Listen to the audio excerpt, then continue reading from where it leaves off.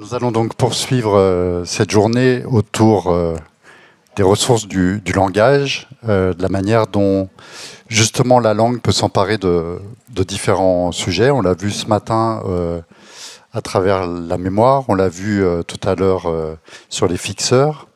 Pour répondre justement à la réflexion de Zrinka, s'il était de bon ton, entre guillemets, de remettre l'humain au centre après ces 3 premières journées, en fait, ça renvoie à ce qu'on essaye de faire depuis maintenant 11 éditions, c'est-à-dire d'articuler les questions écologiques et les questions sociales. Et ça nous paraissait justement très important de remettre les questions sociales au centre avec cette discussion, puisque je crois qu'on est quand même assez nombreux à être pris dans un étau entre une tradition de lutte des classes, avec tout un historique, et puis cette nouvelle philosophie du vivant, qui ont tendance par moments à se renvoyer dos à dos. Et je pense que pour aussi rebondir sur tout ce qu'a pu déployer Camille de Toledo, il y a sûrement un enjeu très très fort dans les années à venir, qu'il soit théorique, intellectuel, mais aussi au niveau de la mise en pratique. Donc nous sommes très très heureux de poursuivre cet après-midi avec nos invités et de prolonger cette discussion entre guillemets autour des ressources humaines au sens littéral, des ressources du langage, de la littérature, donc avec Florence Aubenas et Arnaud Bertina. Bon, donc je vais vous présenter brièvement nos 2 invités. Florence Aubenas, qui est donc journaliste, grand reporter au Monde et futur fixeur, si on a bien compris. Donc je vous en renvoie à quelques livres qu'a publié Florence, La Méprise, l'affaire Outreau en 2005, bien entendu le cas de Ouistreham en 2010, qui a redéfini le journalisme d'immersion et qui a été adapté cet hiver au cinéma par Emmanuel Carrère. Et puis le dernier livre, paru aux éditions de l'Olivier, L'inconnu de la Poste, une enquête qui vous a pris, je crois, 7 ans, autour d'un fait divers saturé de questions, le meurtre d'une employée du bureau de poste de Montréal-Lacluse, dans l'Ain, dans la vallée de Mantua, pas très loin d'ici, tué de 28 coups de couteau. Pour ceux qui ne l'auraient pas lu, la mise en accusation d'un acteur au parcours marginal jusqu'à sa disparition en août 2019, le jour où on allait définitivement l'innocenter, et on ne sait toujours pas ce qu'est devenu cet homme. Et donc, cet hiver, je crois, nouveau rebondissement, puisque la nouvelle personne fortement suspectée, confondue par son ADN, a été acquittée au bénéfice du doute.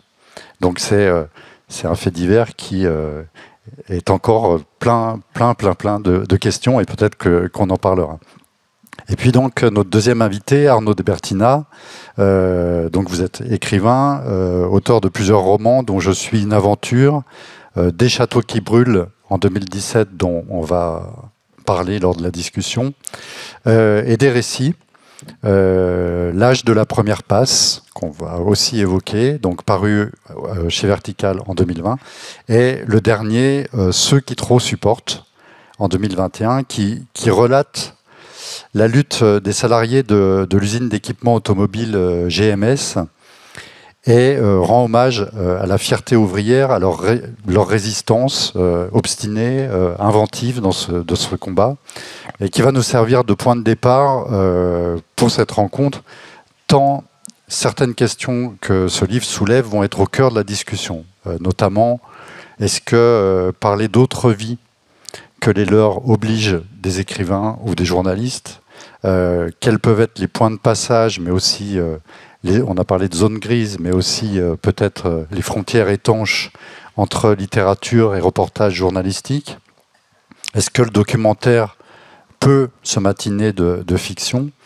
Et est-ce que les écrivains ou les journalistes peuvent forcer des situations, les enjoliver, voire les maquiller dans l'intérêt d'un livre ou d'un article, quitte à décevoir ou, entre guillemets, à trahir les personnes concernées. Donc ça va être l'objet un peu de notre discussion. Je ne sais pas si on va pouvoir tout aborder, on verra. Donc je vais commencer avec... alors je ne sais pas si on doit se vouvoyer ou se tutoyer, si on doit faire semblant, mais peut-être qu'on ne va pas le faire, donc on va se tutoyer. Arnaud, je voulais juste de te poser une question très factuelle. Peut-être que tu nous parles de l'origine de ce livre, ceux qui te supportent, le contexte. Peut-être que tu nous expliques aussi le titre du livre. Donc voilà, que tu poses le contexte du livre, c'est-à-dire comment un écrivain, tout d'un coup, s'invite ou est invité à aller faire un livre autour d'une grève, d'un combat d'ouvriers au centre de la France. Voilà, comment c'est apparu, comment c'est arrivé. Bonjour, je suis très heureux de découvrir cette année la Manufacture d'idées, donc merci beaucoup pour l'invitation. En 2017, tu l'as dit, en 2017, donc, il y a Des châteaux qui brûlent qui paraît, et Des châteaux qui brûlent, c'est donc une insurrection ouvrière, mais c'est une fiction. J'ai très peu enquêté pour écrire ce roman, et je suis invité à le présenter en Creuse à Guéret. Et la personne qui m'invite, Hugues Bachelot, me dit, voilà, si tu veux, viens 24 heures plus tôt et on ira à la rencontre des GMS. À ce moment-là, les GMS sont dans leur grande année de lutte, l'année 2017 qui a été vraiment le moment de la plus grosse mobilisation pour ces salariés. Donc c'est une usine d'emboutissage à la souterraine qui travaillait principalement pour Renault et pour Peugeot. Et donc je les connaissais un tout petit peu par les échos, voilà, dans la presse, etc. Et donc je viens de fait 24 heures plus tôt et je les rencontre. Je passe 3 heures sur le site et je suis immédiatement sidéré par deux aspects. Un qui va être très conscient tout de suite et l'autre qui va mettre beaucoup plus de temps à devenir conscient dans ma tête. Le premier aspect, c'est d'abord leur très grande intelligence. C'est-à-dire qu'ils m'expliquent leur lutte, ils m'expliquent la situation de l'usine, ils m'expliquent l'histoire de l'usine, en étant systématiquement capables de faire des allers-retours entre leur situation individuelle, leur situation collective et grosso modo, la marche du monde, l'état de l'économie mondiale, l'état de l'économie française, etc. Et donc, en les écoutant pendant 1 heure faire ce topo-là, je réalise tout de suite que je suis déjà en train d'apprendre des choses, quoi, qu'ils ont à m'apprendre beaucoup. Donc, évidemment, par réflexe, j'ai envie de rester collé dans leur basque pour continuer d'apprendre. Et puis l'autre aspect dont je ne vais pas prendre conscience immédiatement, mais qui va venir comme ça au bout d'1 an, peut-être, au bout d'1 an d'entretien, c'est l'ADN de cette lutte-là, qui ne correspond pas exactement à toutes les luttes. Alors si on regarde de l'extérieur, on va dire si, parce qu'il y a eu occupation d'usine, parce qu'il y a eu menace de la faire sauter, etc. etc. Donc ça, ce type de situation, on a l'impression d'en entendre souvent parler. Alors que moi, j'avais les oreilles qui tintaient parce que j'entendais des choses que je n'entendais jamais le reste du temps. Et pour le dire très vite, on reviendra peut-être plus tard dessus, c'est le côté excessivement constructif de cette lutte, le côté très volontaire de ces salariés-là, et le fait d'oser aller sur un terrain où on ne les attend jamais, où ils vont en permanence être méprisés par les politiques et les responsables administratifs face auxquels ils vont se trouver. Donc par exemple, écrire un projet de loi de A à Z, le porter jusqu'à l'Assemblée nationale, etc. Voilà, ça c'est des exemples. Et donc je me disais... Mais y compris de ce que tu évoquais dans la menace de faire sauter l'usine, puisque très peu de personnes, enfin une personne a compris très vite que c'était une mise en scène et qu'il n'y avait aucune volonté de faire sauter l'usine en fait. Non, alors oui, je peux raconter ça très brièvement. En fait, effectivement, ils piègent l'usine avec des bonbonnes de gaz partout, en se disant on va attirer les journalistes. et de fait, la scène va être un... Et de fait, la scène va être assez drôle parce que ça va marcher, c'est-à-dire les caméras de TF1, de France 2, de France 3 vont arriver, etc. Et à un moment, un de ces journalistes s'approche d'un des GMS qui est en blouse et il lui dit à l'oreille, lui dit mais elles sont très vieilles toutes ces bonbonnes. Et de fait, évidemment, donc ils avaient décidé ensemble de ne pas le faire sérieusement, de faire un coup de bluff. Donc effectivement, toutes les bonbonnes, c'était des très vieux fournisseurs, elles étaient toutes vides. Et pourquoi? Et je trouve l'explication à la fois dérisoire et admirable. C'est parce que, attenant au mur de l'usine, il y avait 4 pavillons et ils ne voulaient surtout pas que de faire sauter l'usine puisse faire exploser des vitres par l'effet de souffle sur les pavillons à côté et qu'il y ait des blessés, enfants, adultes, peu importe, blessés, absolument pas concernés par leur situation. C'est-à-dire qu'en fait, ils préféraient faire passer la santé, l'état psychique et physique de personnes extérieures à leur lutte plutôt que de faire vivre leur colère, quoi. Donc là aussi, un sens des responsabilités, donc une attention à la question démocratique et à la question républicaine, une passion pour la République qui vont exactement à l'encontre de tout ce que l'on dit toujours sur ces gens-là dès qu'on laisse parler les hommes politiques, les responsables politiques. Donc par exemple, Emmanuel Macron a pu dire des GMS qui venaient tenter de dialoguer avec lui que c'était des fouteurs de bordel. On ne peut pas être à la fois fouteur de bordel et puis écrire un projet de loi. Ça ne marche pas. On ne peut pas être les deux en même temps. Si on écrit un projet de loi, c'est qu'on est l'inverse d'un fouteur de bordel. C'est-à-dire qu'on continue de vouloir croire dans ce système-là. On sait que la bourgeoisie a mis la main sur la République, sur la démocratie, mais on continue de penser que intrinsèquement, elle pourrait être autre chose, cette République et cette démocratie. Et donc, on se dit, ben non, on va s'enfermer, on va utiliser notre temps de chômage à rédiger un projet de loi. Donc voilà. Et donc ça, je ne vais pas m'en rendre compte tout de suite. Ça, il va me falloir au moins 2 années comme ça d'entretien et d'enquête pour comprendre que c'était le vrai visage de cette lutte-là.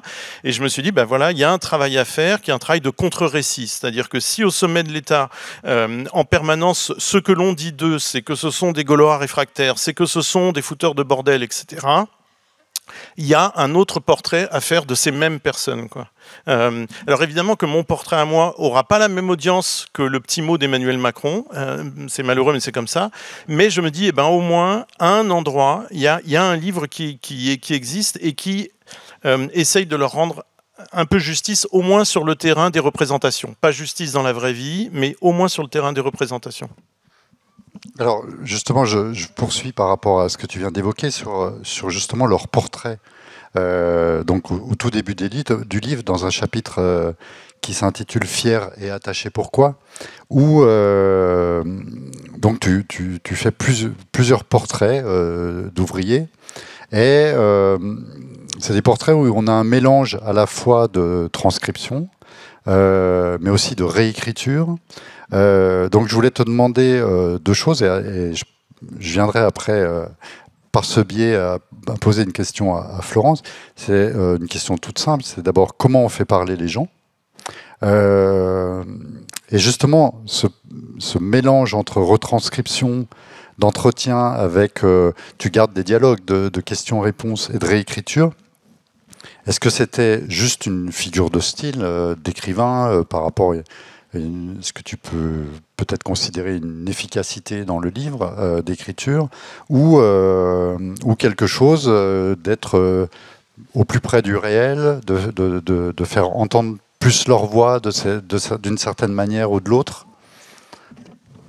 Le livre précédent sur les mineurs congolaises forcées de se prostituer pour survivre, se posait à moi la question de la confiance. Comment est-il possible qu'elles me fassent confiance, puisqu'elles ne me connaissent pas, elles me voient débarquer de nulle part, etc.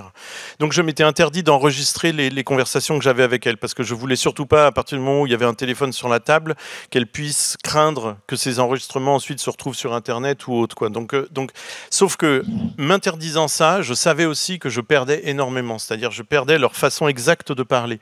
J'avais beau retranscrire ensuite mes prises de notes le soir à l'hôtel, j'avais plus leur timbre de voix, j'avais plus le rythme de leurs phrases, etc. Et surtout, c'était de la prise de notes, donc ce que je remettais ensuite en français, c'était dans un français banal, quoi. C'était donc là, je devais faire mon deuil d'une espèce d'exactitude et tout. Avec les Creusois, c'était différent, puisque Primo, eux, avaient un peu l'habitude de répondre à ce moment-là, en 2017, avaient un peu l'habitude l'habitude de répondre à des journalistes, des enquêteurs, etc.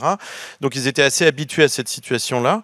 Et puis, secondo, c'était assez facile de leur expliquer qu'ils pouvaient me faire confiance, que je ne ferais rien de ces enregistrements. C'était au contraire pour être au plus près de leurs paroles. Donc je disposais ensuite, au fil des années, je disposais de ces entretiens. Je pouvais revenir en permanence à ça. Et en fait, le point de départ, et je suis presque sûr, pour avoir lu les livres de Florence, que c'est un petit peu la même chose, c'est partir du principe qu'il y a une intelligence qui s'exprime. Mais vraiment, le décider, être convaincu de ça a priori. C'est-à-dire pas attendre que l'autre te prouve qu'il est intelligent, mais se dire que voilà, de toute façon, c'est le cas. Et que donc, si tu trouves ça idiot, bizarre, saugrenu, etc., en fait, c'est à toi de faire l'effort d'aller trouver de l'intelligence dans ce qui a été dit, c'est pas à l'autre à te prouver qu'il est intelligent. Et donc, je disposais des entretiens et j'y revenais en permanence. Et effectivement, j'y retrouvais jamais exactement la même chose. Dans des passages qui m'avaient semblé un peu indifférents et que j'avais laissé de côté, par exemple, notamment à un moment, il y en a un qui m'explique le type d'animaux qu'il a sur son terrain, etc.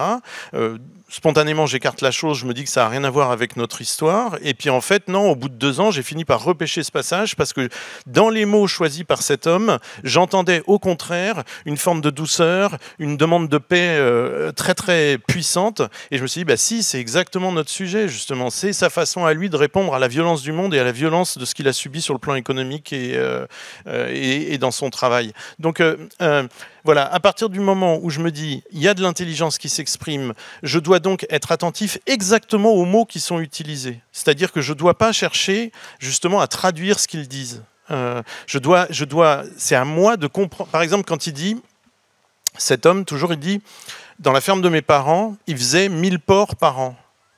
Et il utilise ce verbe faire. Moi, spontanément, j'ai voulu le corriger, ce verbe faire. Et donc, j'ai voulu l'appeler, parce que est-ce que ça veut dire 1000 porcs abattus chaque année, ou 1000 porcs qui grandissent chaque année, etc. Donc, voilà. Je prends le téléphone, je laisse 2 sonneries, et au bout de 2 sonneries, je raccroche, et je me dis, mais non, mais en fait, évidemment que là, il y a quelque chose qui s'exprime. C'est quoi qui s'exprime? C'est les larmes de sa mère à chaque fois qu'ils amenaient des bêtes à l'abattoir. Donc effectivement, le verbe faire, il y a une rudesse, il y a quelque chose de dur qui s'exprime et qui était ressenti par cette femme. Et donc quand je lui demande, toi, tes animaux, c'est pourquoi? Et il me dit, c'est pour la décoration. C'est-à-dire, je les amènerai jamais à l'abattoir. Et donc, il fallait à tout prix que je garde le verbe faire. Dans le verbe faire, qu'il en soit conscient ou pas, il avait mis effectivement tout son rapport à ces animaux-là.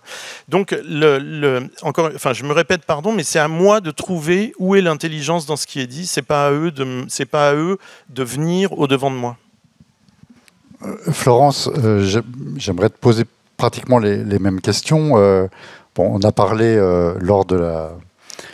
Tu as évoqué l'Ukraine justement à travers ton travail de grand reporter, à travers tes rapports avec les fixeurs, mais bon, tout le monde sait que tu chroniques aussi la France. D'ailleurs, ça a fait l'objet d'un recueil en France.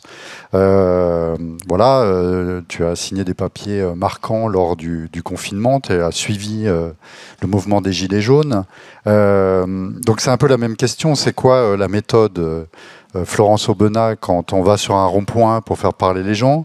Surtout que là, on ne peut plus y aller en étant faussement anonyme.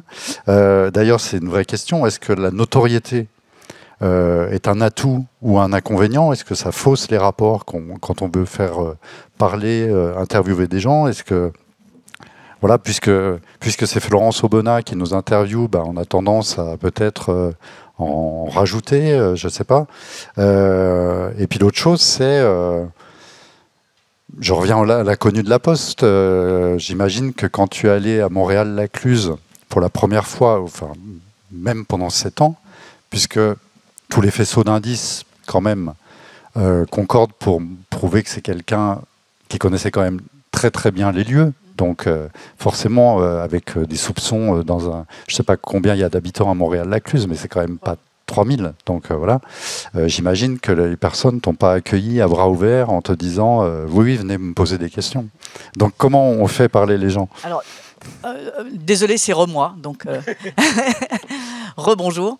Oui, donc tu es bien gentil de penser que quand j'arrive quelque part, les gens se disent ah voilà Florence Aubenas. En général, personne ne pense ça, personne ne le voit.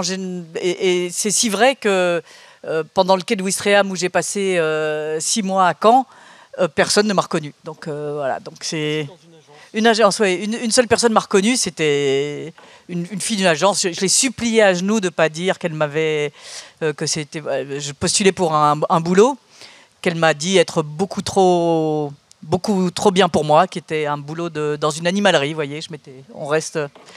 Et c'était drôle d'ailleurs parce que quand j'étais à Caen pour présenter le bouquin, au premier rang, comme ici, il y avait un couple, mais super endimanché, très beau, très digne. Je me dis, qui sont ces gens? Est-ce que je les ai connus, etc. Et à la fin de la conférence, il se lève en brandissant le bouquin en disant « Nous sommes les parents de la seule personne qui a reconnu Florence Aubenas. » Et il signait le bouquin. Donc moi, j'étais assise là et c'est eux qui avaient toutes les dédicaces à faire.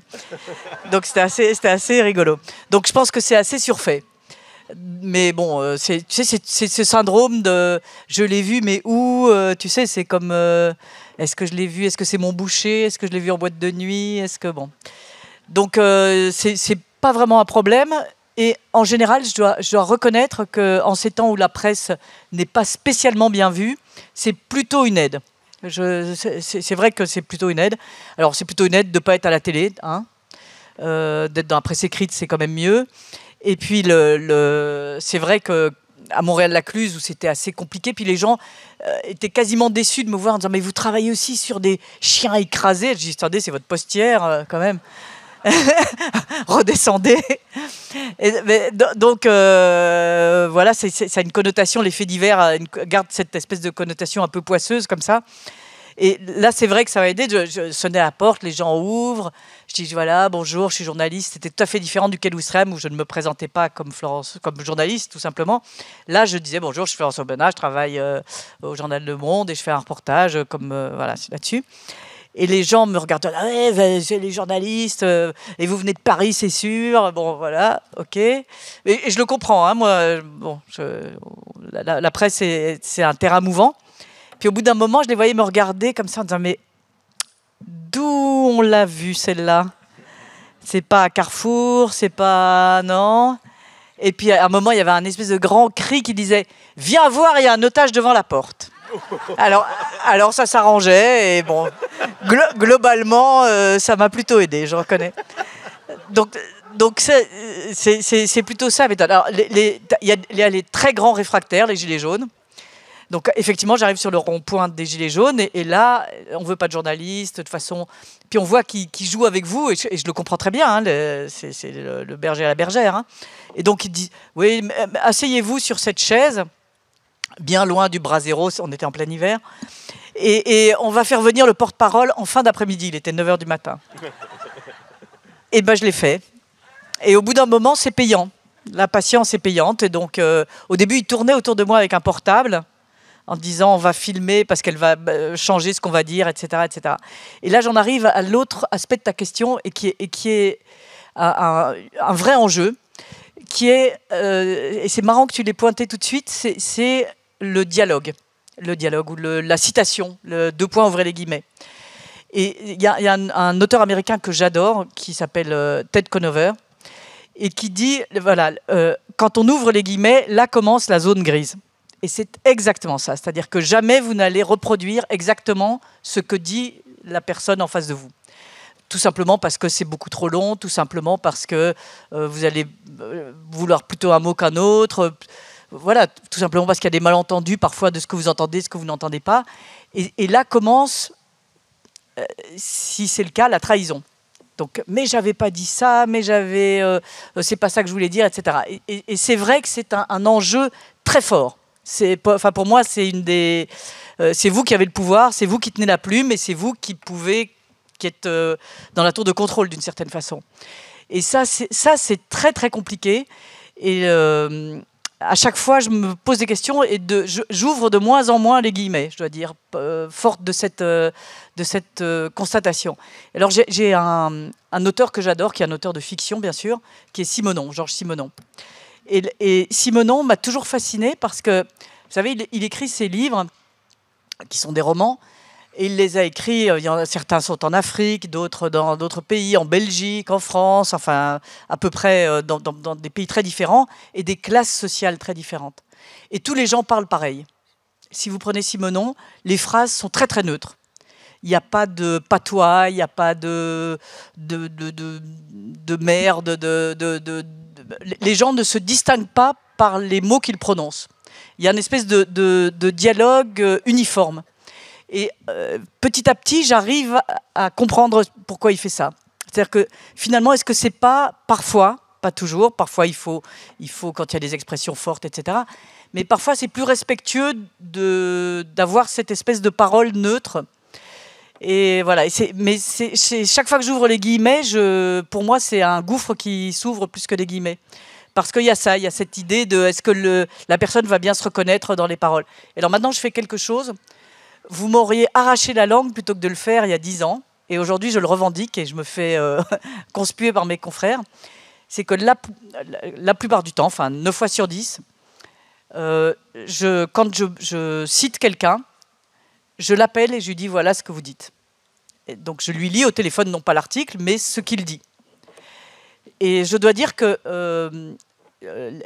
très rare, enfin ça m'est jamais arrivé qu'on me dise ah ben j'ai pas du tout dit ça, etc. Alors que peut-être on l'aurait dit dans d'autres circonstances. Et c'est vraiment, ouais, c'est devenu ma philosophie. Alors je ne le fais pas toujours, je ne le fais pas pour les gens puissants, par exemple. C'est-à-dire je ne fais pas relire à Emmanuel Macron pour reprendre parce que j'estime que c'est son boulot. Donc il n'a qu'à savoir ce qu'il dit et qu'il connaît les règles du jeu. Mais les caissières ne savent pas, les gilets jaunes ne savent pas. C'est la première fois qu'ils parlent à un journaliste. Donc voilà, donc je pense qu'ils ont droit à plus de respect d'une certaine façon.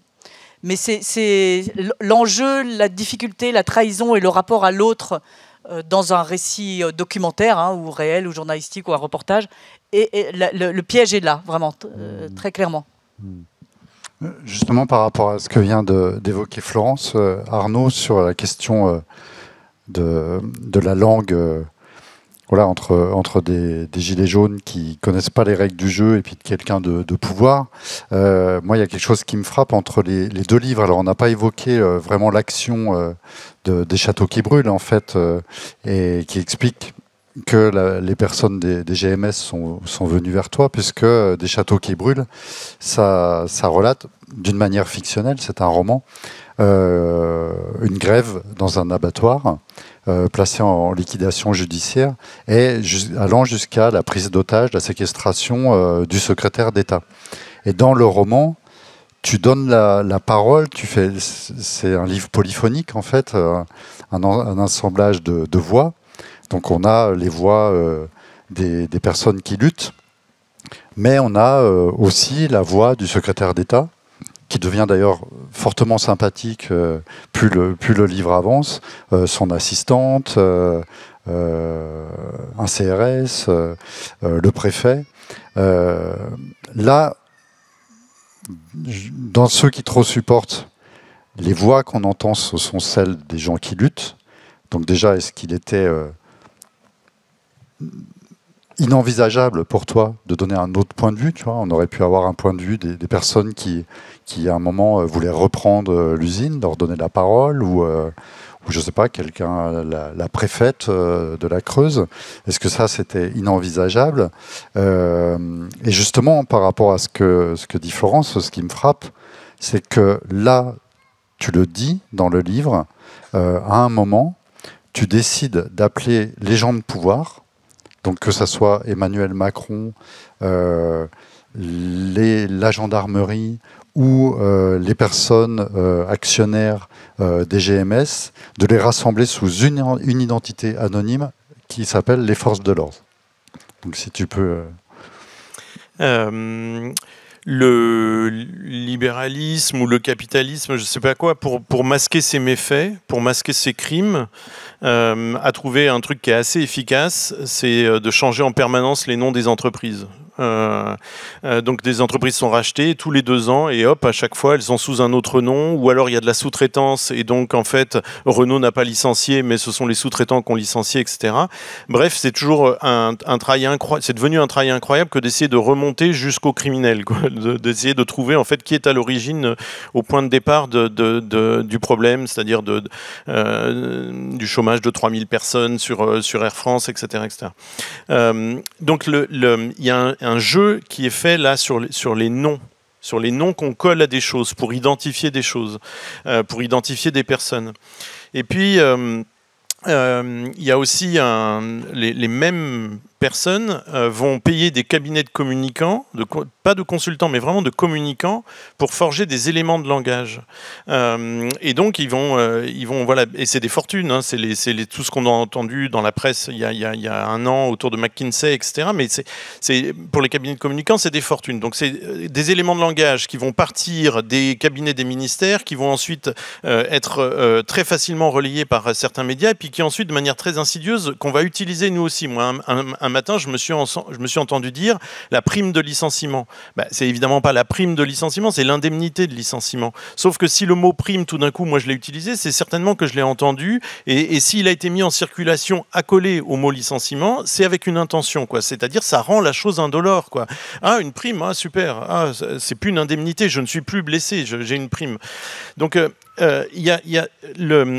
souvent les puissants aiment bien dénigrer ce qui peut se passer dans la sphère artistique, en disant tout ça c'est de la poésie, tout ça c'est pas grand chose, etc. Sauf que à côté de la main gauche, ils vont dépenser des fortunes justement pour forger des éléments de langage.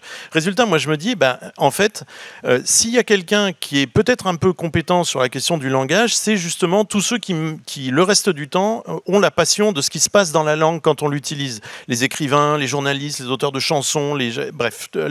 Parce que on a mis énormément de passion là-dedans, dans cette écoute-là, quoi. Donc je me dis, je vais essayer de répondre sur le terrain justement des mots et du langage. Et donc, par exemple, tu dis on les entend pas. Il y a ce chapitre sur la préfète de la Creuse.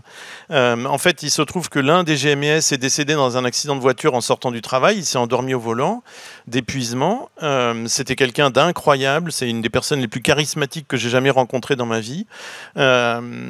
Et à son enterrement, dans un hameau à 30 km de Guéret, il y avait 900 personnes. Il n'y avait jamais eu 900 personnes dans un lieu comme ça. Et la préfète de la Creuse décide de son propre chef de venir en uniforme, de faire un hommage républicain à cet homme, ce qui a séduit la famille du défunt, et ce qui a aussi un peu brusqué, un peu surpris une partie de ses collègues, parce que le reste du temps, elle ne l'avait jamais écouté, cet homme. Et elle fait un discours. Et je suis, comme beaucoup ce jour-là, choqué par ce discours. Je me dis, c'est incroyable d'être malhonnête et hypocrite à ce point-là. Je récupère le discours à la fin et je fais tout un chapitre où je fais une explication de texte. C'est-à-dire, disant, elle n'a pas le droit de dire ça. Elle n'a pas le droit de dire nous, ici, qui avons connu Yann Augras. Parce que tout d'un coup, elle se met avec ce nous hyper pernicieux, elle se met dans le même sac que la veuve, que la mère du défunt et que tous les camarades qui depuis 10 ans luttaient avec Yann. Donc elle invente une communauté de destin avec cet homme, alors que cet homme, à chaque fois qu'elle l'a vu en réunion, elle aurait vraiment préféré qu'il se casse une jambe le matin plutôt qu'il soit là le jour de la réunion, parce qu'elle savait qu'il allait lui donner du fil à retordre d'une manière invraisemblable. Donc en fait, je me disais, prenons la langue d'une puissante, de quelqu'un qui a un pouvoir, qui a le pouvoir de représenter l'État en région, etc. Et essayons de voir comment elle parle et qu'est-ce qu'elle essaye de dire dans le discours. On peut dire que c'est un mauvais discours, mais c'est pas la question. En fait, c'est quel mot elle va utiliser pour essayer de faire croire qu'elle est dans le camp de la personne qu'on enterre, alors que non, c'était une ennemie de classe, c'était une ennemie sur le plan politique, etc. etc. Donc, nommer les choses, c'est un peu ce que... Par exemple, dans les livres de Florence Aubenas, c'est ce qu'il y a aussi énormément, c'est-à-dire une tension vers la description, pas la description à la Balzac, mais faire remonter un monde très peu décrit et vouloir à tout prix justement rendre ce monde visible là, quoi. L'emporter du côté du livre, l'emporter du côté de la littérature et faire entendre que dans ce monde-là, il y a je reviens à ce que je disais tout à l'heure, il y a une intelligence, voire même une noblesse qui doit à tout prix être décrite, qui doit à tout prix être dite.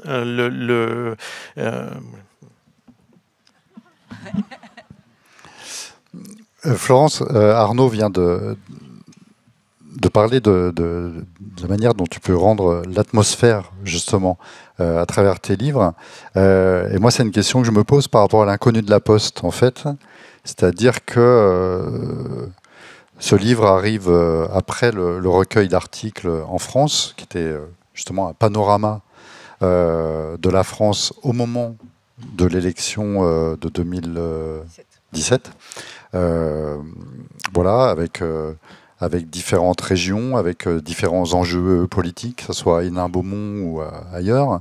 Et là, on a l'impression, dès le début du livre, que, bien entendu, le fait divers t'intéresse, mais est-ce que le fait que ça se passe à cet endroit-là, dans cette vallée-là, qui est une vallée que sans doute beaucoup d'entre vous connaissent, la vallée de Nantua, que certains redoutent l'hiver, qui peut être très, très, très oppressante. Voilà, avec ces paysages, ces villes de l'industrie plastique qui sont tombées en déshérence, dont Nantua. Est-ce que c'est l'histoire proprement dite, ou c'est le fait qu'elle rendait compte aussi d'une certaine France, en fait, qui avait une histoire d'un lieu aussi?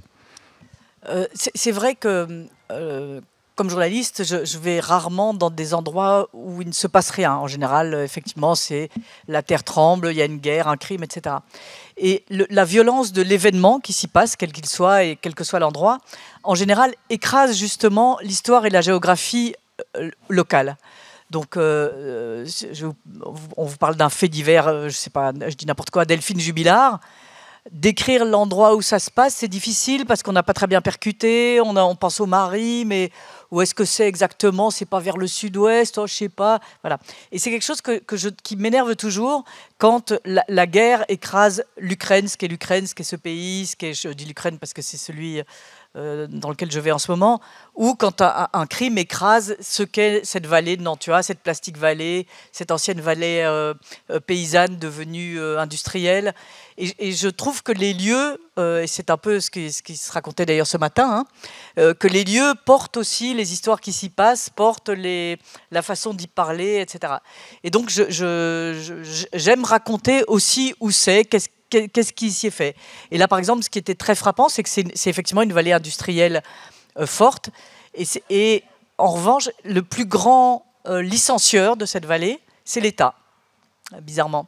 Donc, celui qui a le plus licencié dans les administrations publiques, dans les postes, justement, dans les... peu importe, il y a une sous-préfecture où il n'y a plus de sous-préfet, par exemple. Donc, il y a cette espèce d'abandon de ce qui est le service public. Et voilà, et ça m'intéressait dans une vallée précisément industrielle, où finalement, il y a des grosses boîtes. C'est la première vallée industrielle de France, je l'ignorais moi-même. Et finalement, le plus gros licencieur, c'est l'État.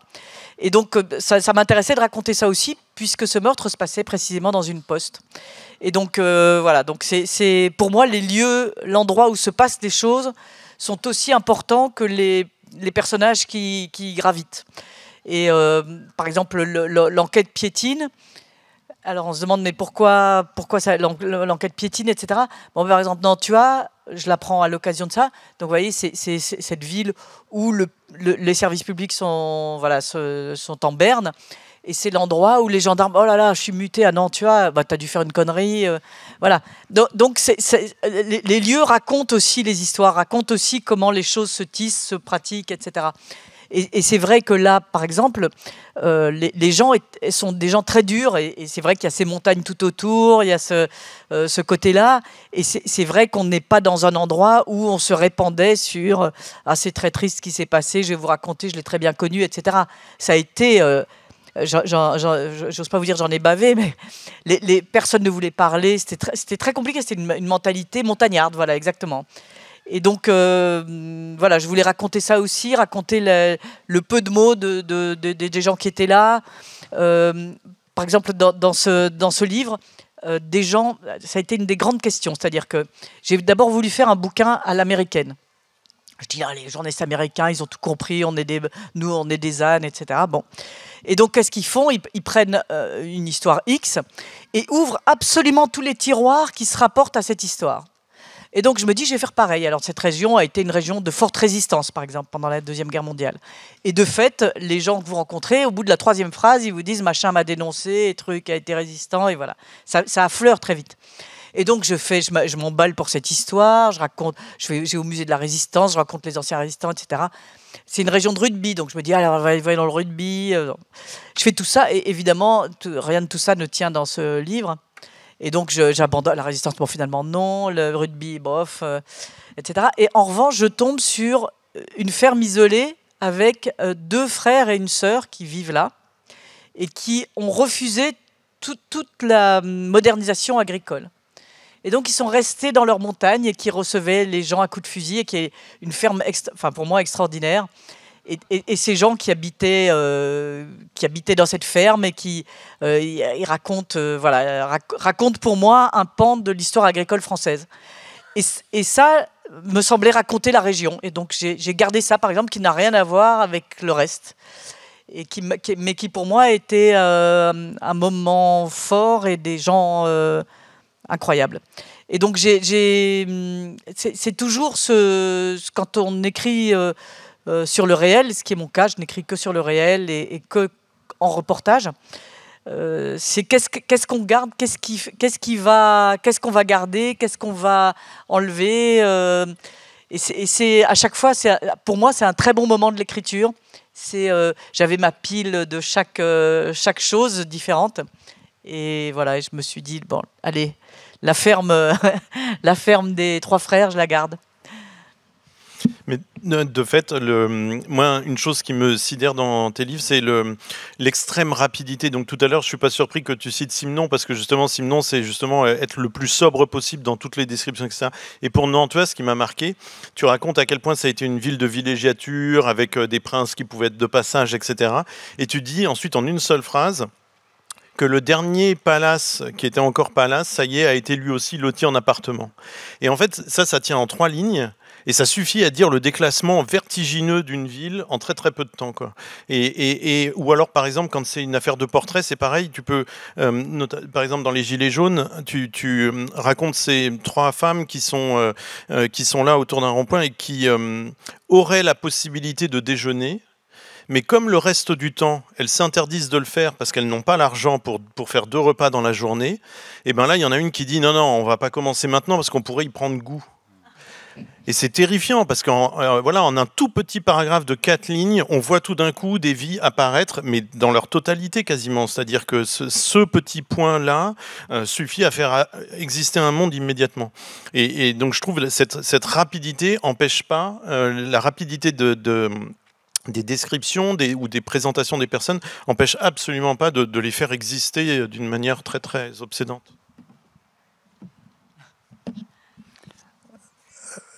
Je vais évoquer quelque chose, je vais revenir sur quelque chose que tu as évoqué au tout début, Arnaud, dans la présentation, qui est le sens des responsabilités.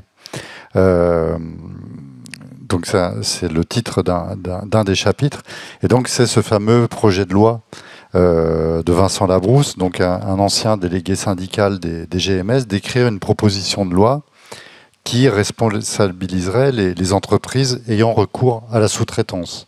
Ne pas se servir de la sous-traitance pour continuer à faire ce qu'ils veulent, à polluer, à exploiter, qui seraient aussi responsables de leurs sous-traitants, en fait.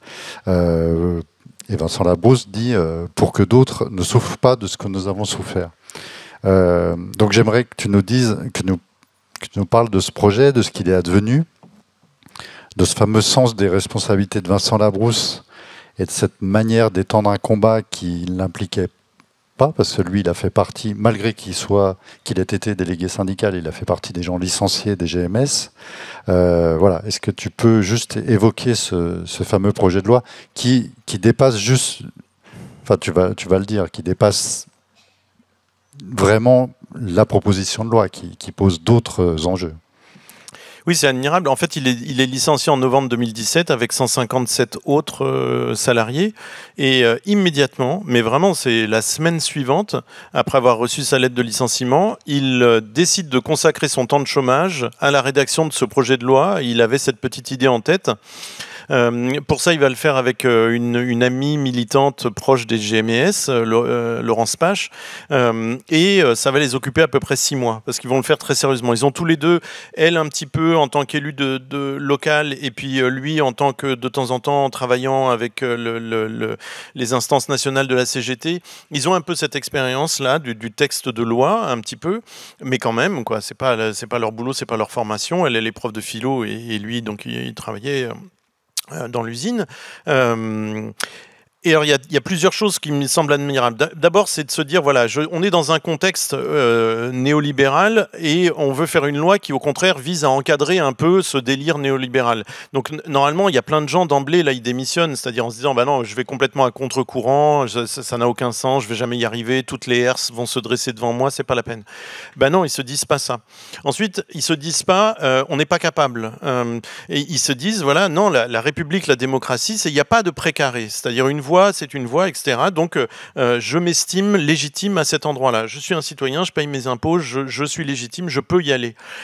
Qui plus est, la Constitution le permet. C'est-à-dire qu'effectivement, des simples citoyens peuvent arriver avec une proposition de loi à l'Assemblée nationale.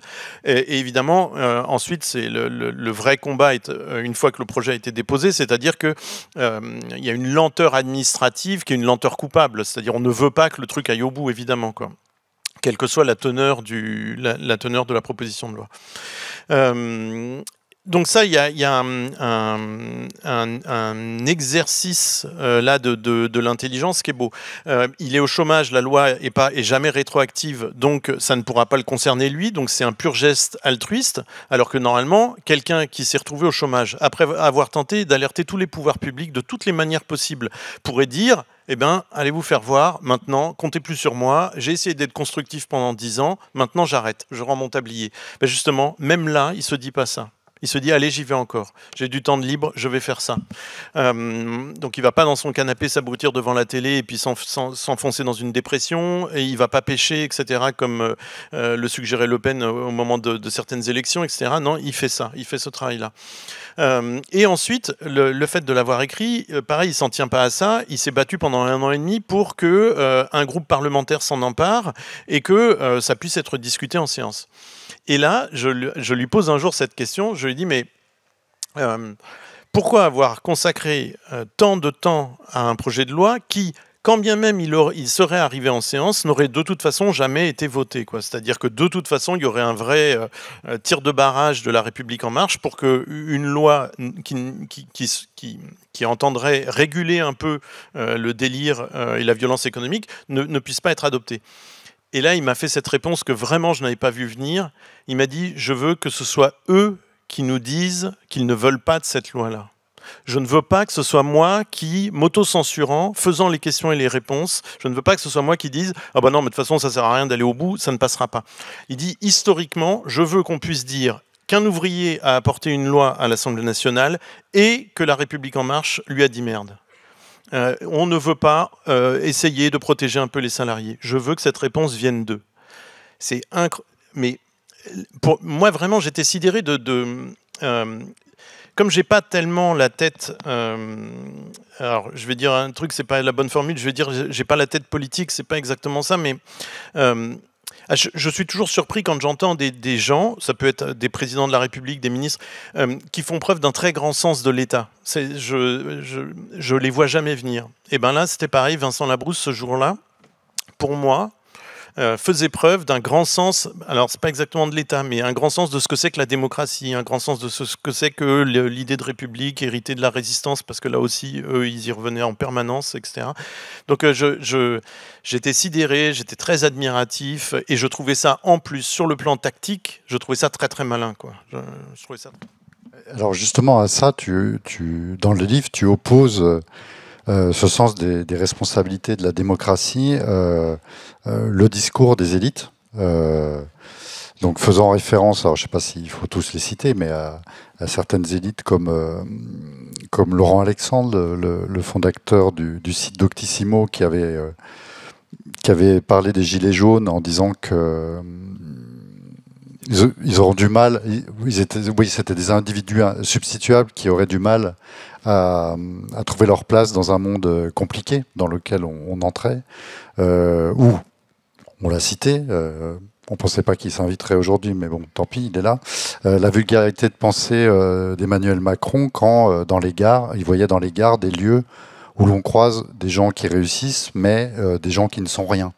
Donc ça pose la question de qu'est-ce qu'est la vulgarité, déjà, et est-ce que la littérature a un rôle à jouer par rapport à ça,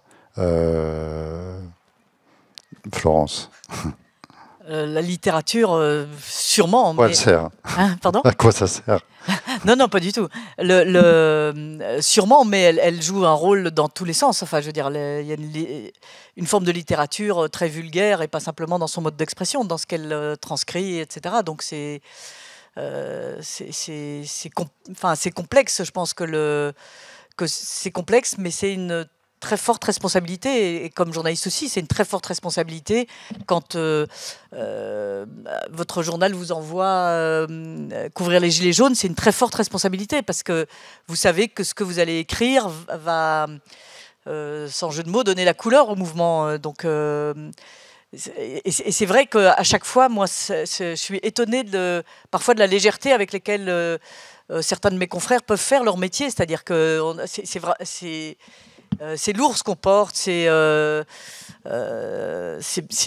ça c'est vrai que c'est compliqué. Alors la littérature c'est encore autre chose. On peut dire bah voilà, moi je fais des romans, donc c'est pas la même chose. Mais quand on écrit sur le réel et sur les choses comme ça, je pense que c'est oui, à chaque fois moi c'est des vrais problèmes de conscience. C'est des problèmes lourds. Hein, c'est pas facile. Pourquoi on va s'emparer de tel sujet, pourquoi pas de tel autre, comment on va le traiter. C'est vrai que je me souviens quand je suis rentrée, je suis allée faire ce sujet sur les Gilets jaunes. Quand je suis rentrée, c'était un sujet qui était très très clivant, y compris à l'intérieur des rédactions. Et c'est vrai qu'au Monde, certains de mes confrères m'ont traité de traître en disant ils nous attaquent dans les manifestations, ils ont brûlé la Voie du Nord ou je sais pas quoi. Et toi, tu vas écouter ce qu'ils ont à dire. C'est la guerre. Enfin bon. Donc c'est des sujets compliqués, lourds, et dans lesquels il faut assumer ce qu'on fait. Et à un moment, oui, c'est pas facile. Et Le Monde fait un festival aussi à Couture-sur-Garonne. Et c'était juste à côté que justement était le rond-point où j'avais interviewé ces Gilets jaunes. J'avais passé une semaine. Et la personne qui organise le festival me dit bon bah écoutez, on va faire un débat, et X sociologue, machin anthropologue, toi journaliste et l'autre je ne sais quoi politique va venir parler des Gilets jaunes. Je dis mais les Gilets jaunes ils sont à côté, on n'a qu'à les inviter. Ça me semble assez logique. Quoi qu'on pense du mouvement, hein, ils sont là, c'est à eux aussi de prendre la parole. Et ça a été vraiment très très compliqué. Hein. C'était difficile, c'était compliqué pour le journal de dire ils vont venir, qu'est-ce qui va se passer. Et donc la prise de parole, rendre compte des choses, qui parle au nom de qui. Enfin, c'est des problèmes à chaque fois renouvelés et sur lesquels il n'y a aucune recette en fait, d'une certaine façon. On peut pas se dire ah ben on a fait ça. J'ose pas dire il n'y a pas de jurisprudence, mais c'est quand même vrai.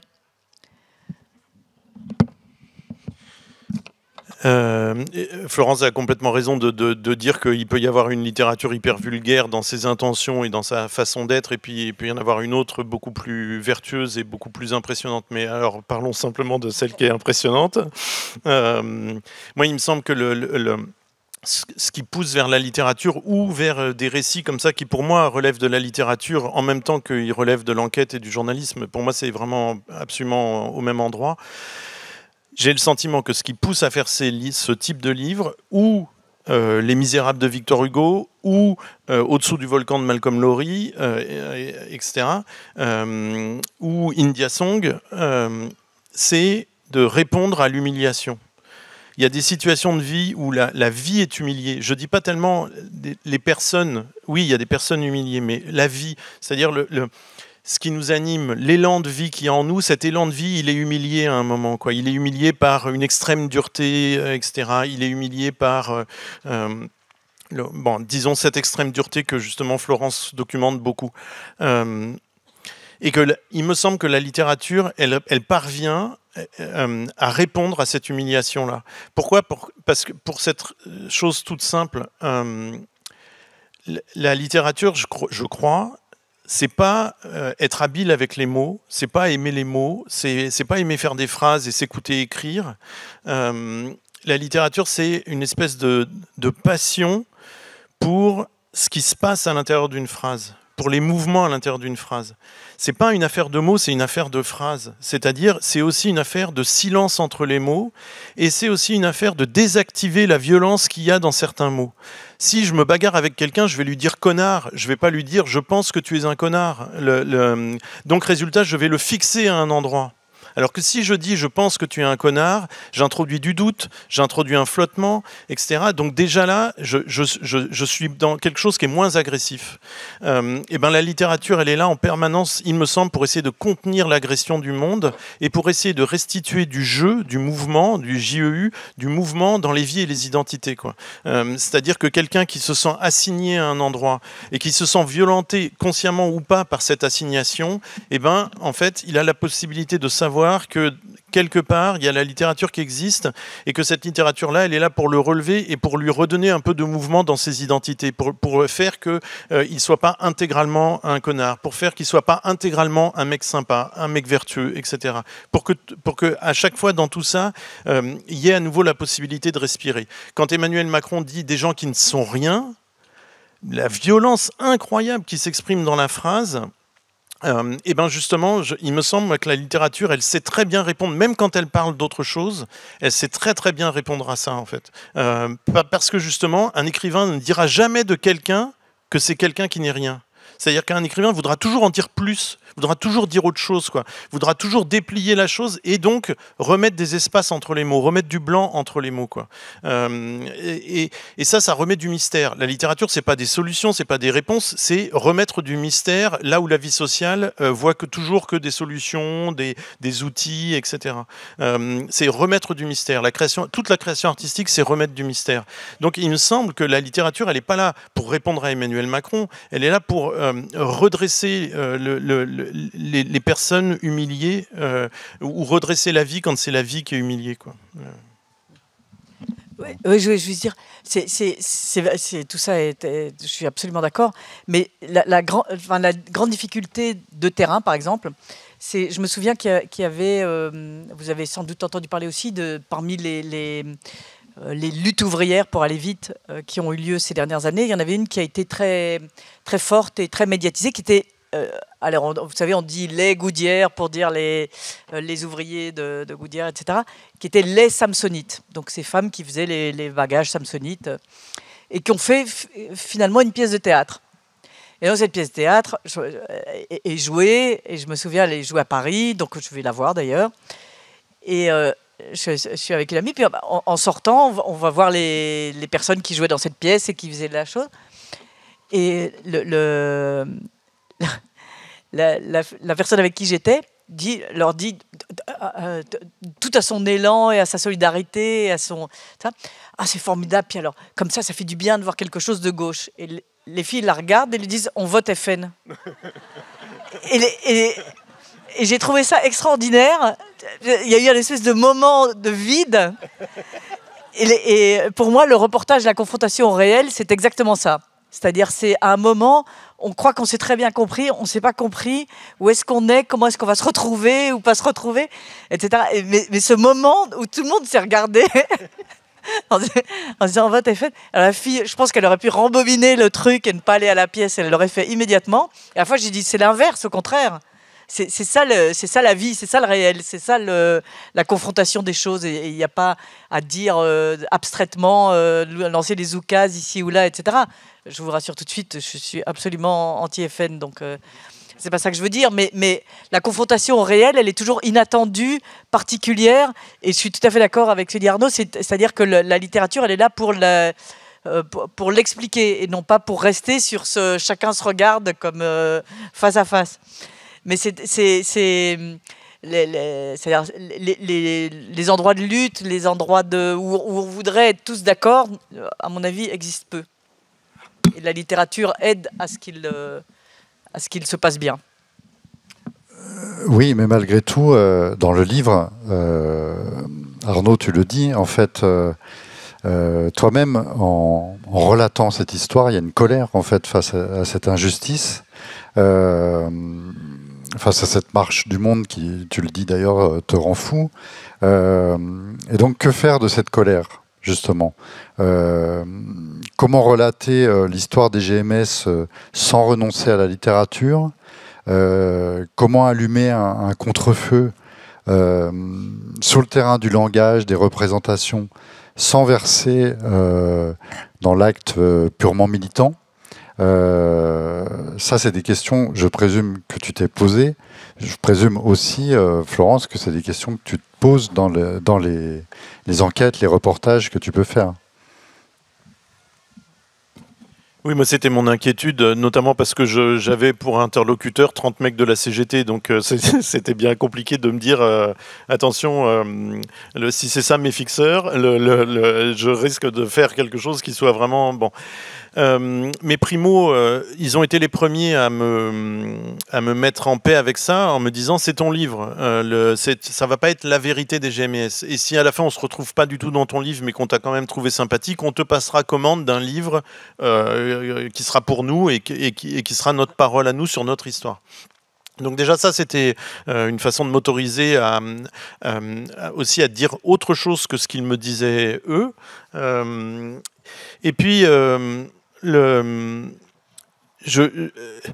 crois qu'à partir du moment où ils comprenaient que ce dont je voulais parler, ce n'était pas uniquement les faits qui peuvent, voilà, tout d'un coup, tel ou tel l'aura vécu différemment, la descente des Champs-Élysées, etc., mais que ce que je voulais essayer de rendre, c'était plus leur façon de penser, leur façon de regarder le monde, leur façon de regarder leurs collègues, etc. Là aussi, ils étaient intrigués. C'était un livre qui les déplaçait un petit peu.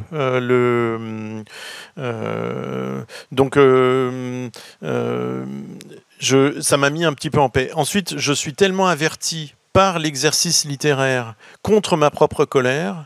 C'est-à-dire que, encore une fois, écrire, c'est essayer d'être toujours plus malin. Mais dans le bon sens du terme, quoi. C'est-à-dire, si ma colère m'amène à avoir des fois des emportements à table idiots, au moins j'ai l'écriture pour derrière essayer d'être plus malin, plus fin, plus subtil. C'est-à-dire que dans un premier temps, mon premier geste ce sera peut-être intégralement ma colère, cette colère-là, et puis immédiatement il y aura le démon de l'ironie qui me rattrapera et qui m'amènera à introduire de la nuance et au fil du travail du texte à faire apparaître des choses que j'avais pas vues jusque-là, quoi. Par exemple, un exemple tout simple. Donc ma colère m'amène dans ma tête au moins à vouloir être très bagarreur et depuis 5-6 ans, à être tenté de justifier des formes d'action violentes. Bon. Mais ça, c'est moi, c'est-à-dire moi, petit bourgeois, vivant en banlieue parisienne, etc. Donc ça fait de mal à personne. Les GMS, un jour, sont sur les Champs-Élysées parce qu'ils veulent aller embêter le showroom de Renault et celui de Peugeot, qui sont tous les deux derrière la place de l'Étoile. Ils s'en font chasser très très vite par les CRS, qui les canardent de gaz lacrymogène, et descendant les Champs-Élysées, ils décident de passer du trottoir à la chaussée et de bloquer un peu la circulation.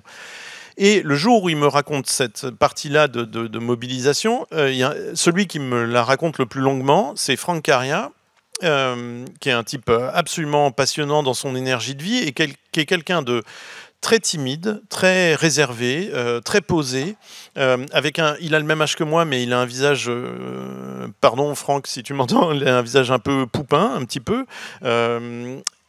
Et il me raconte le moment où il a mis un pied sur la chaussée. Moi, par sympathie, par réflexe, je suis avec lui à ce moment-là, mais intérieurement dans ma tête, je me dis ouais, c'est pas ça qui va renverser la République, quoi, de bloquer la circulation pendant une demi-heure. Et donc, pareil, dans ma tête, j'écarte cette partie-là de son témoignage. Et puis, 1 ou 2 semaines après, cette fois-ci, là, j'ai été un peu plus rapide que d'habitude, je me suis rendu compte que non, il y avait quelque chose à entendre dans ce qu'il me disait.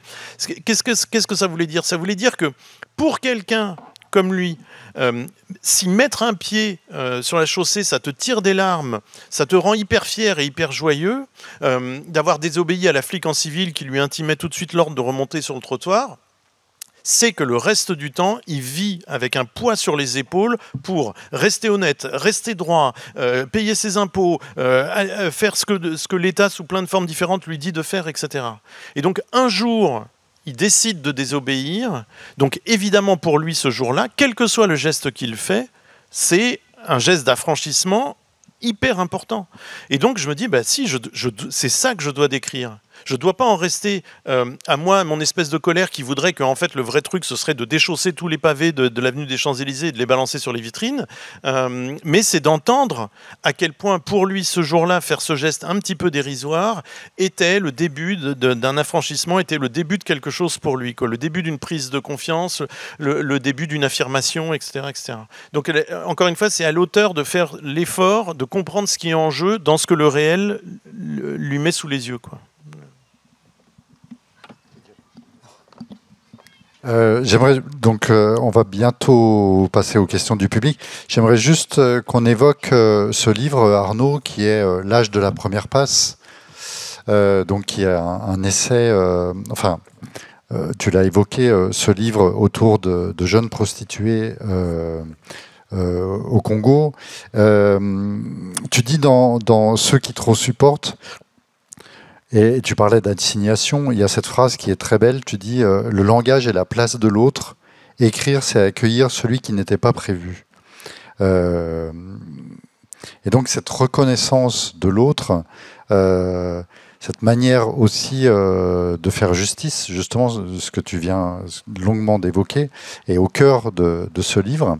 Mais j'aimerais te poser une autre question. En fait, ce livre, tu l'as accompagné d'un autre ouvrage qui s'appelle Faire la vie. Alors malheureusement, vous ne le trouverez pas à la librairie. Je pense qu'il n'est pas disponible pour le moment. Il est en voie d'épuisement, mais on peut peut-être encore le commander sur le site de l'éditrice. D'accord. Donc il y a un livre de photos qui accompagne le récit. Donc des photos que tu as prises, des personnes que tu as interviewées. Donc peut-être qu'on va en voir quelques-unes. Et ma question par rapport à ça, et peut-être c'est une question que je peux poser aussi à Florence pour conclure, c'est est-ce que tu aimerais à l'avenir aussi creuser d'autres formes que celles de la littérature, d'autres sources pour rendre compte d'une réalité sociale? Et est-ce que Florence, pareillement, ça peut être un projet de dépasser le reportage journalistique par d'autres formes en fait? Donc je ne sais pas si on voit peut-être les photos d'abord, elles sont là.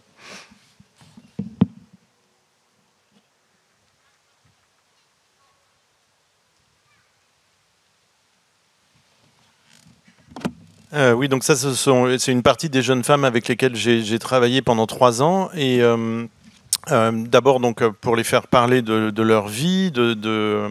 Et puis, il s'est passé cette chose. Alors, j'ai fait 5 séjours, à chaque fois des séjours d'1 mois. Donc, en fait, la première fois, seuls les plus délurés m'ont parlé. Et il y en avait plein qui nous regardaient, mais qui ne venaient pas me parler. Au second séjour, il y en a d'autres qui tout d'un coup prenaient un petit peu confiance. Bref, et notamment parce qu'elles voyaient que je passais intégralement mes journées avec elles, que le soir je les retrouvais en maraude avec les infirmières dans les bars. Donc elles voyaient que j'étais pas trop là en touriste. Elles voyaient aussi comment je les faisais parler, de quoi je les faisais parler. Et donc il y a une confiance qui s'est au fil des séjours en fait qui s'est un petit peu installée. Et le dernier jour, alors qu'elles passent leur journée à se prendre en photo avec leur téléphone, mais ces photos, elles en font rien puisqu'elles n'ont même pas un ordinateur pour les passer, les sauvegarder, etc. Donc c'est aussi quelque chose de très volatile. Et elles voyaient bien que moi, au contraire, j'avais tout ça et que j'avais la possibilité même de leur offrir des tirages, des photos, etc. Et donc il y en a 3, là, celles qu'on a vues, les 3 copines ensemble, qui viennent me voir en me disant tu nous prends en photo. Alors très bien, et puis en fait toutes les autres filles, les 40 autres filles sont passées ce jour-là, ça a duré 3-4 heures, et toutes sur le même mur blanc, et en fait presque toutes les photos me semblent belles, enfin il y a quelque chose quoi. Et j'étais assez ému au fil de ces 3 heures de prise de vue, parce que je sentais que c'était un cadeau d'au revoir, quoi. C'est-à-dire là, on savait, elle et moi, que c'était le dernier séjour, la confiance depuis elle était un peu installée. Et puis, je pense qu'il y avait quelque chose dans le dispositif que moi, je n'ai pas conscientisé sur le moment, et peut-être elles non plus, j'en sais rien, c'est que on venait de passer 3 ans à travailler sur leur passé ou sur leur quotidien, sur leur histoire, sur les traumatismes, les blessures qui restent, qui innervent le quotidien, etc. Et là, tout d'un coup, en les prenant en photo sur un mur blanc, c'était juste un instant T, voire une page blanche à écrire, etc. Donc il y avait quelque chose qui était débarrassé de tout ce poids de passé qu'on avait remué pendant 3 ans ensemble. Et donc j'ai été très surpris de voir que, attaché à la photo, il y avait l'idée peut-être d'une légèreté ou d'un possible un peu ouvert, d'un horizon un peu ouvert, là où du côté de l'écrit, c'était trempé de mélancolie, trempé de douleur et de vexation que des fois elles avaient du mal à agiter, quoi, qu'elles avaient du mal à confier, etc. Et donc, effectivement, j'étais très heureux de ces 2 outils parce que, résultat, j'avais, avec elles, grâce à elles, j'avais 2 regards très, très différents sur ces jeunes femmes au même moment.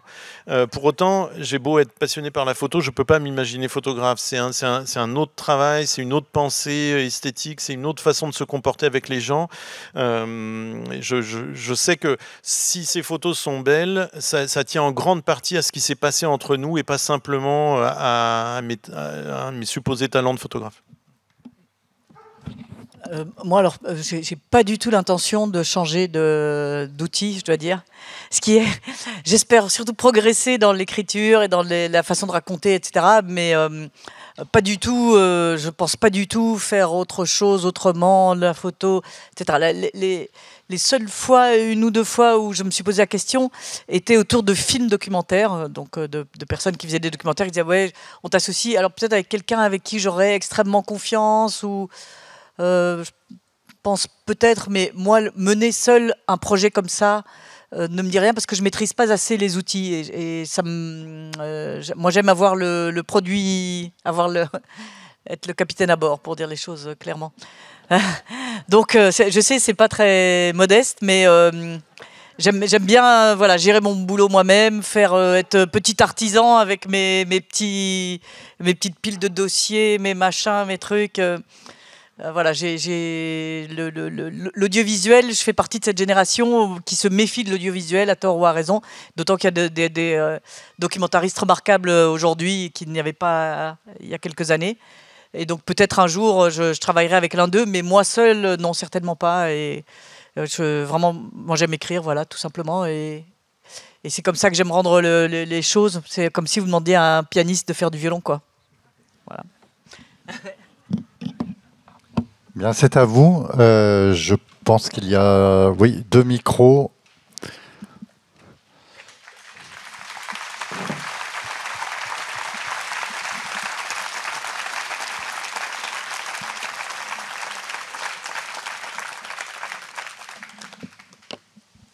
Alors, je vois une... Oui.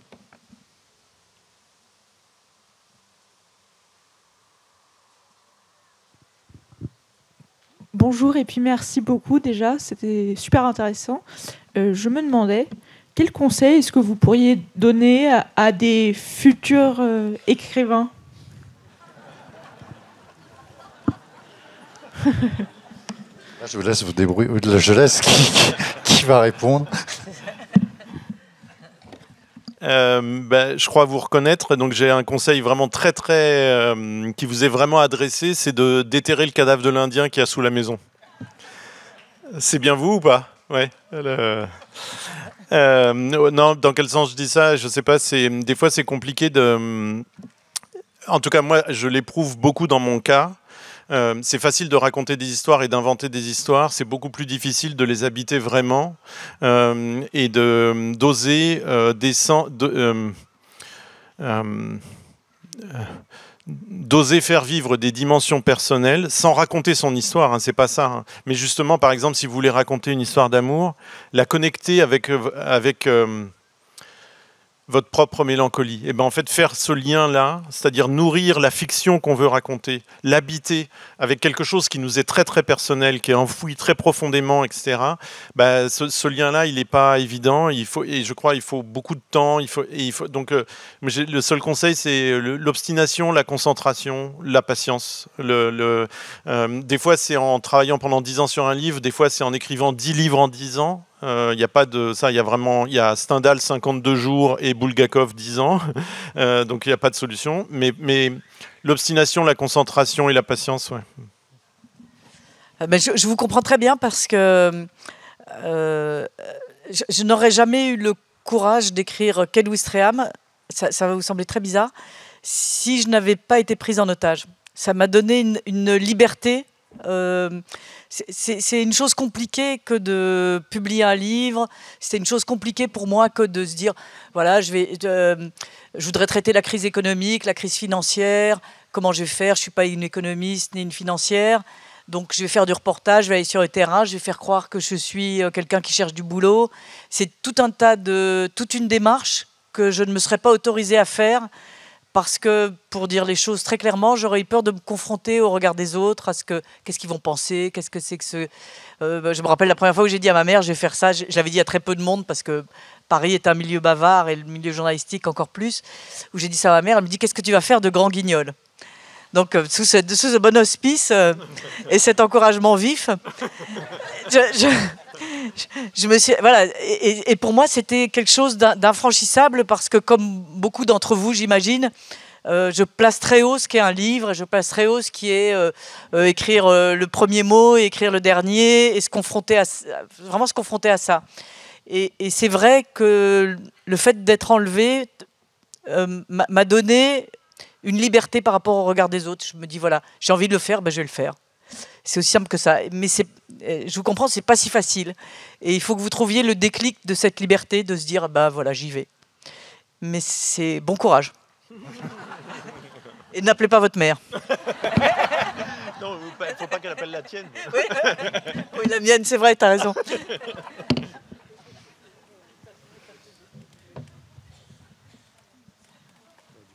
Est-ce qu'il y a d'autres questions?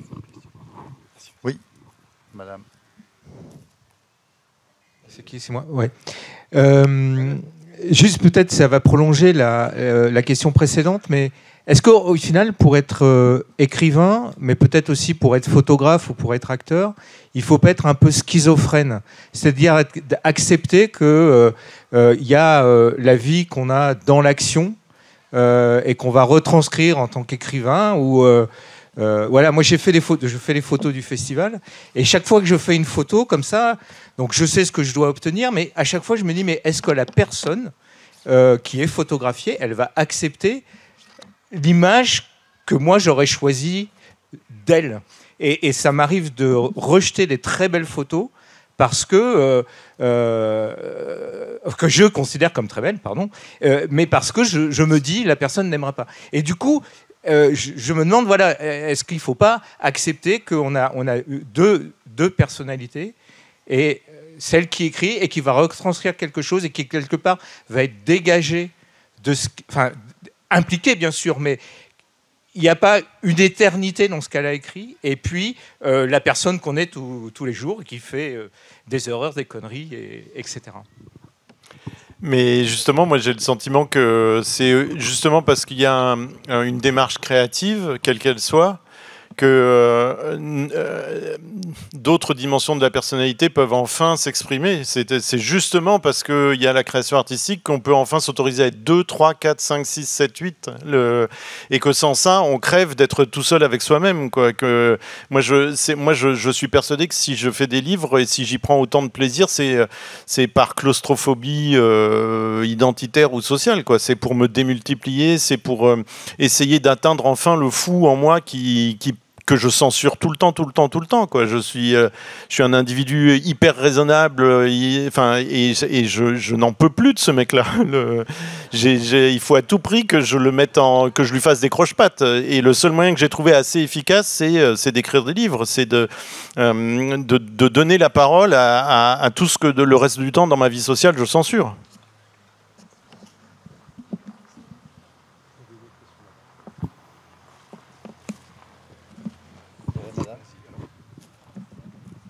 Levez la main parce qu'on vous entend, on vous voit pas. Oui. Oui. Donc c'est une question pour Florence Aubenas.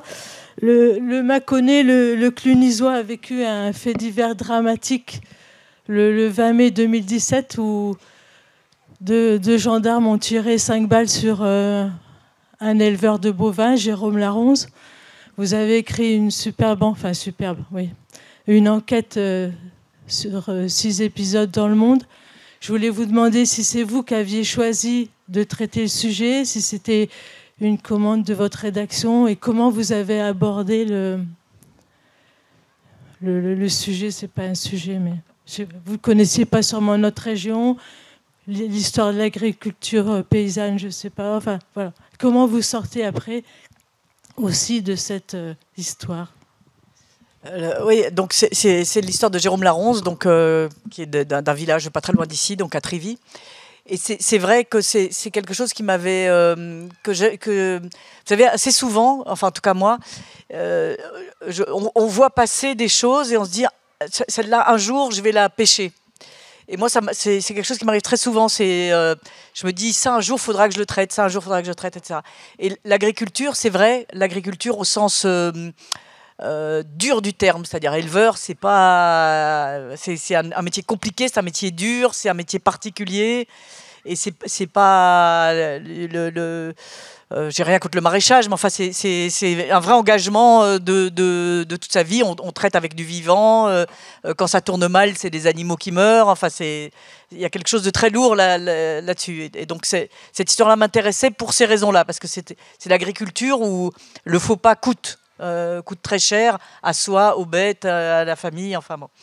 Et donc et cette histoire m'avait beaucoup ému parce que justement il y avait eu cette fin tragique et on parle très souvent de gendarmes qui tirent à un contrôle routier dans un quartier difficile et plus difficilement quand ça se passe dans une région agricole comme ici. Et d'ailleurs c'est le cas, hein, cette histoire a finalement pas tellement de retentissement par rapport à ce qu'elle devrait avoir.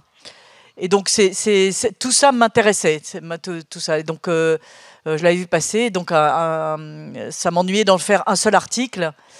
Et un livre me semblait compliqué pour des tas de raisons différentes. Et donc il y avait cette possibilité de faire plusieurs épisodes dans le monde. Et ça me semblait un bon format pour le faire. Mais c'est une histoire que j'espère qu'elle va déboucher devant une cour d'assises, parce que je pense qu'il faudrait vraiment qu'aujourd'hui les choses soient mises sur la table clairement, franchement, et il ne s'agit pas de jeter la pierre à qui que ce soit, mais de dire qu'est-ce qui s'est passé ce jour-là. Et pour moi, ça reste une interrogation. Et je suis un peu comme Arnaud, c'est-à-dire que je pense qu'en effet, quand on raconte quelque chose, en tout cas moi, visiblement comme lui, ce qui m'intéresse, c'est ce qui reste de mystère dans les histoires, c'est ce qui reste de mystère dans l'inconnu de la Poste, c'est ce qui reste de mystère dans l'histoire de Jérôme Laronze. Et on a ce vœu, quand on est journaliste, cette espèce de chose, alors j'y ai beaucoup renoncé depuis, mais qui était de se dire, voilà, la petite chose que je vais écrire va être cette pierre minuscule qui va, avec d'autres, sans doute, contribuer à faire changer les choses. Et donc, c'est ce que j'ai aussi espéré dans cette histoire de Jérôme Laronze, c'est que cette série contribue à éclaircir les choses et à ce que justice soit rendue. Bien, merci à tous les deux.